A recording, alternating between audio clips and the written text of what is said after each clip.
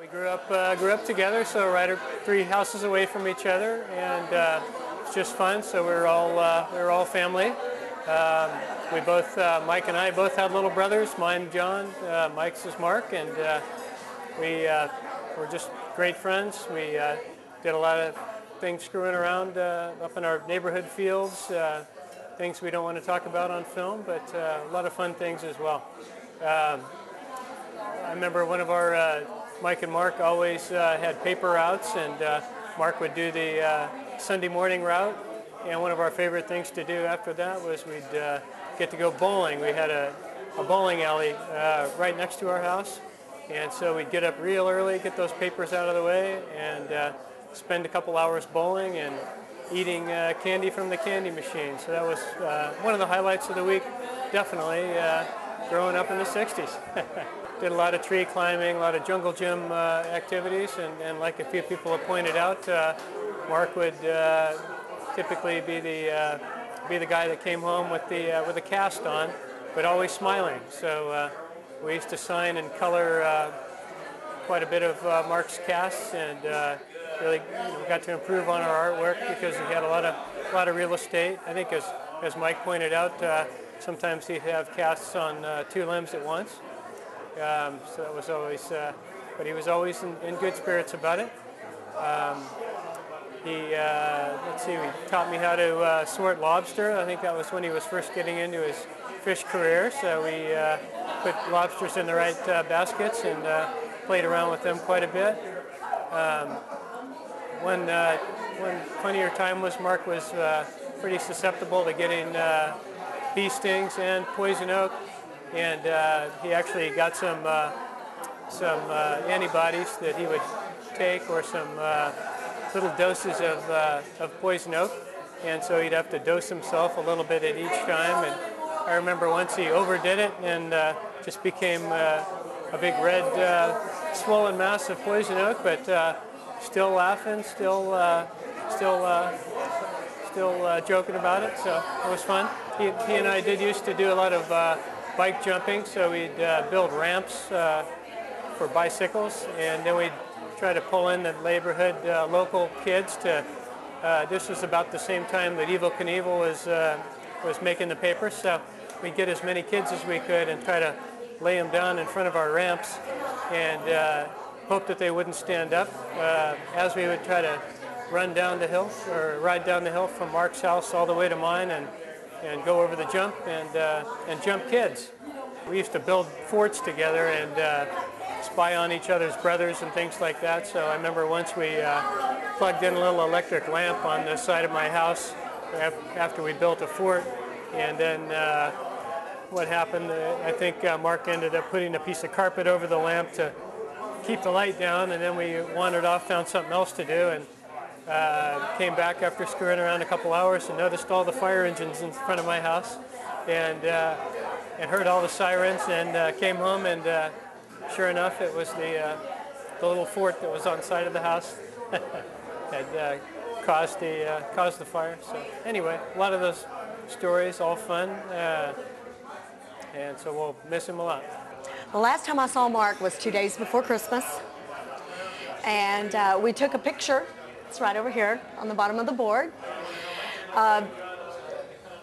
He is one of the most creative individuals I've ever met in my life. I am better for meeting Mark. I will never in my life ever meet another man like that as long as I live. But he always knew something about everything. And this thing, when he smiled, was the best thing ever. That was Mark. That was Mark through and through. So, like I said, I haven't known him very long. I've been here almost 2 years, but I am a better person for meeting him. I loved him. Best person in the world. He had a heart of gold. You'll never meet someone like that again, ever, ever. I loved him. I loved him. From my heart. Hey, Mark. Gonna miss you, boo. Got a candle burning for you so you can find your way. You're always the big huggable lug. Love you. My baby boy. The thing about Mark that always remained a constant was I wouldn't see him for maybe sometimes a year or two because I'm doing my thing and whatever, and you see him and he's always have that same smile and he was always genuinely glad to see you. I mean, whoever you were, you know, if you were someone he considered a friend, he had a hug for you. He walked into a room and if you knew him, you'd smile. I met Mark in Santa Barbara in 1978. I was working on a vessel called the Seahawk at the time. And he was hanging out at the docks, talking to fishermen, asking questions. And the more you saw him, the more you knew he wanted to go fishing. So I said, okay, come on, we'll show you a few things. And do a little net work, help unload the fish, clean the boat. And it was like paradise. You know, he was in heaven. Literally, that was heaven to him. And years later, as it went on, he ended up getting a job on a boat. And the boat he got a job on happened to be one of our fishing partners, and we fished alongside each other for years. And then I come up to Morro Bay, and lo and behold, who shows up but Mark? And I went, wow, he stuck with it. One of my fondest memories of Mark is he was the captain of the Vixen. And he came in and he just ripped his net to shreds. And they were working on the net, and I came by and I said, "You tore it up, huh?" He said, "Yeah, we got to go fishing tomorrow and we're not going to make it." I said, "Okay, I'll help you out." I went down and helped work on the net. And Mark says, "We're not going to finish it tonight. I'm going to go uptown for a while." So I stayed there. Me and Sparky, or Sparks he called his engine man. Mark comes back about 9:30. He gets on the boat, and I said, "Mark, net's done. You can go fishing tomorrow." He looked at me, he said, "Damn it, Don." I said, "What?" "You said you had to go fishing." He said, "Yeah, but I just got a date with a good-looking gal." I said, "Mark, all you can do is say, you can go with us or you're going to have to wait." And he took her fishing. He come back with a twinkle in his eye. He says, "You know what? All I got out of her the whole trip was a bunch of buck-chucking." He says, "But she wants another date." That was Mark. That was Mark. He always saw the bright, the good side. No matter how bad it gets, there's something good. And he always saw it.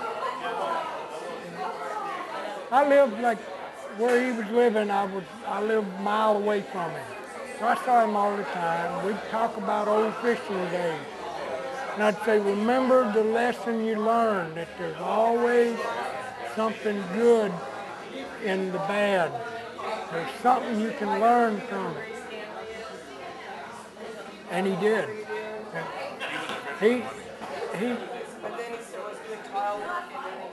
Mark loved helping people not because it made him feel good about himself, but it made him feel good about other people.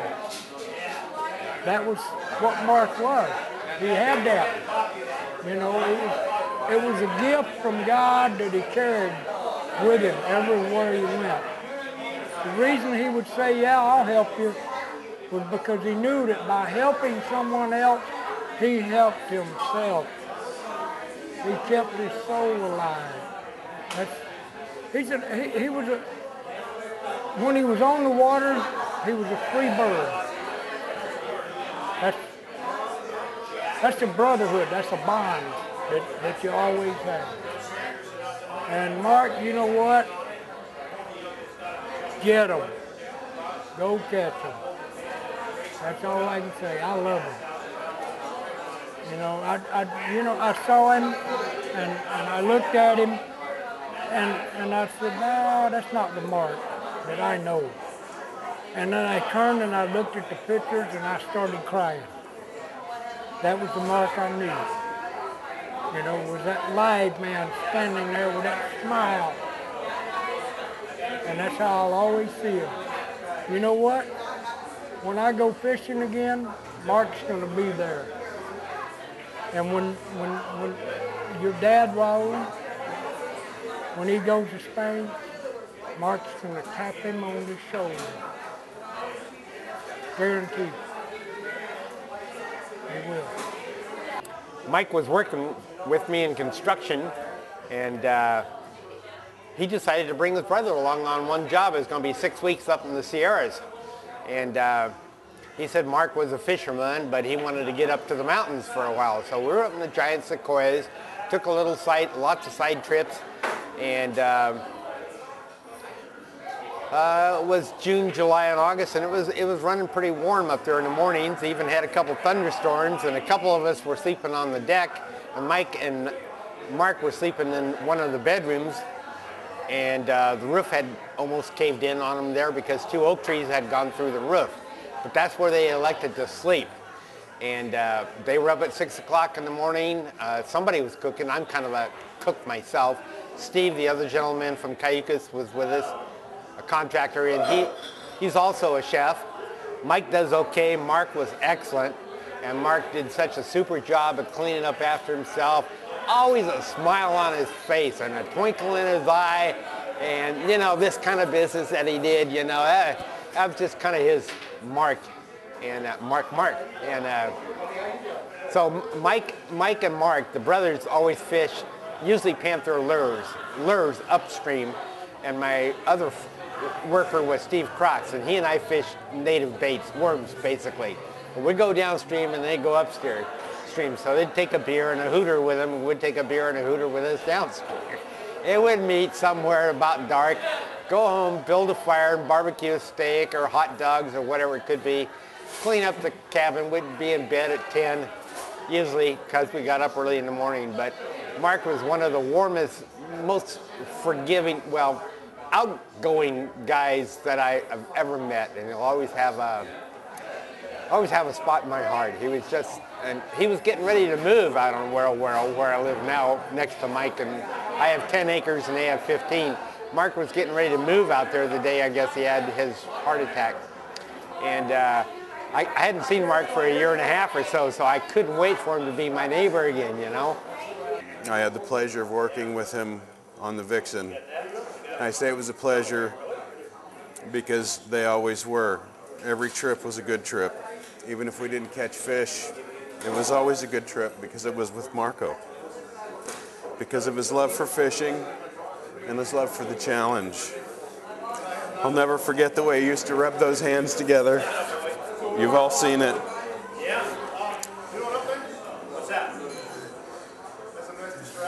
I'll never forget the way he used to rub his hands together after we'd set the gear. That great expectation and anticipation, as if he thought we might catch a leprechaun's pot of gold or something. I admired Marco as if he were my big brother. With his warm and generous heart and gentle nature and his logical problem-solving mind, he was a real MacGyver. I mean, when you're fishing, if you break down out at sea, you know, you got to fix it or you got to swim home. And he just had a way of taking what he had and making it work. Few people in the world have touched my life like Marco did, and he will always be a part of me. I'll always love him.